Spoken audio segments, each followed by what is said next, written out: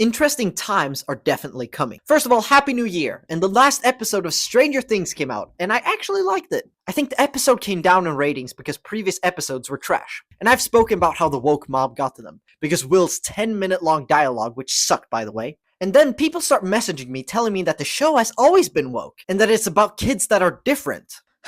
This comes down to Will being gay, which has nothing to do with the woke part.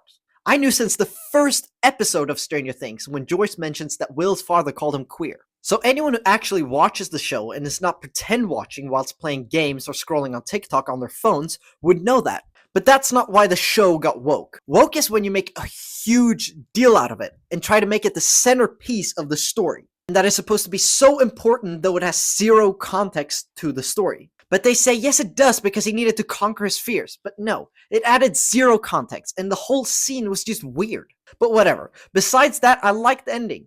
So good job. Moving on to the movie of the year in 2025. One battle after another. One battle after another. I heard that it was overrated as fuck, so I didn't watch it. So I am late with my review. But now I have seen it. And seriously, what the fuck? What was One Battle After Another? You have Leonardo DiCaprio, Sean Penn, Benicio del Toro. How could you go wrong? Well, because of woke liberal directing. It was crazy bad. The soundtrack in the movie sounded like a cat was being recorded whilst walking on the piano. The story was that white people are evil and that illegal immigration is the best thing ever and we should not fight it. Ugh, terrible. And of course they had to include that the women are tougher than the men. Of course. Look, this movie was funny. But then they should have made it into a comedy movie. Because it would have been 10 times better, probably. It was too long and it felt like a movie that was filmed on an iPhone. I mean, Leo probably got 50% of the movie's budget anyway, so it makes sense that they didn't have the right equipment for this movie.